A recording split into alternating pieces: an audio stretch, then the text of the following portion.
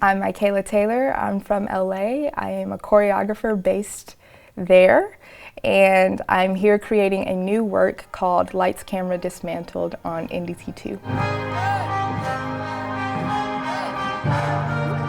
LA, it's a very commercially driven place. Dance on film is heavily recognized, and so I started training in hip hop and really was focused on becoming a commercial dancer. But then as I grew older, I found an interest in more classical forms of dance, ballet, and modern. And so with my work, you really see a hybrid of classical shapes and lines mixed with isolations and grooves. And I really love to see this freedom of expression. The TL Collective started in 2016, and the TL actually stands for To Love. I really wanted to create a space where people could come together, and the connection between them was honestly more important than the effort of creating a work or performing. And so that is really the main focus, but that doesn't take away from our work. We really do push each other, but we push each other in a way of support and really diving deep into relationship with one another. And so that has been just kind of a place where I have built my practice, my movement, language, and style, and it really has evolved, and it continues to evolve in a very organic way.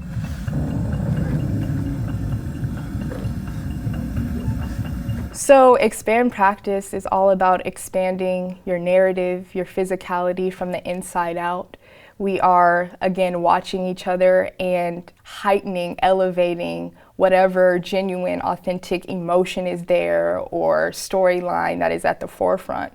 And so life experience, all of those things that we are experiencing every single day, they come into the space, they come into the process, and then I ask for everyone to elevate it, to exaggerate it.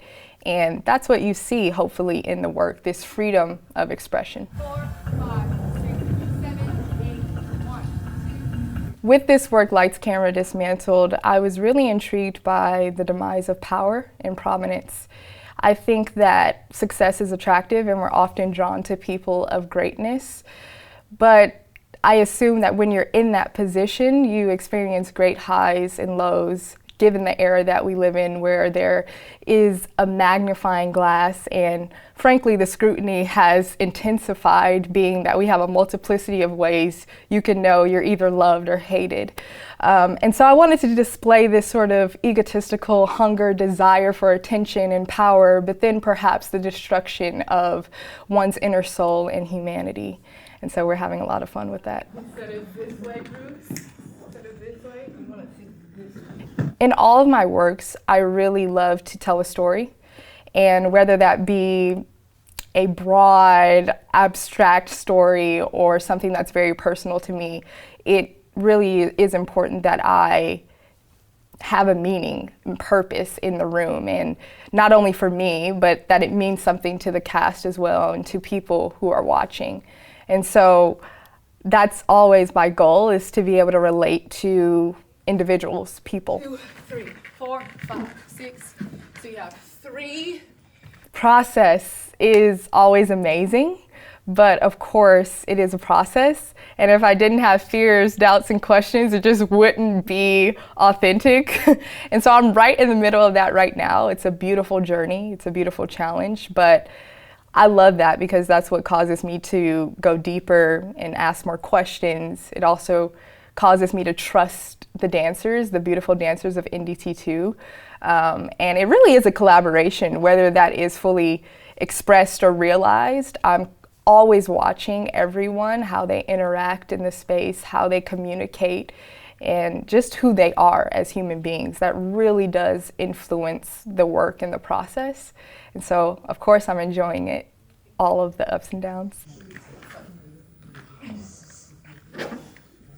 I hope that NDT2 is able to ride along with me in this roller coaster of emotion, this journey that I kind of take them on each time we meet, which is honestly up feeling very high, feeling very excited, feeling very energetic, and then the questions and the doubts and the fears that I also bring into the space. I hope that they can write that with me and feel that it's okay, you know, that it's okay to have those feelings during a process.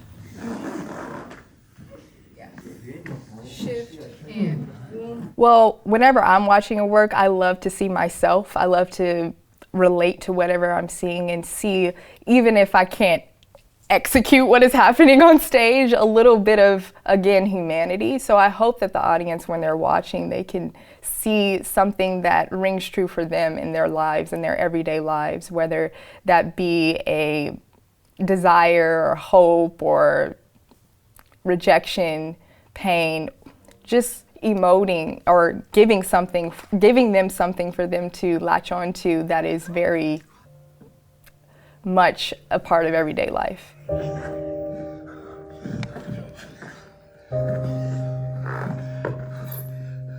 one.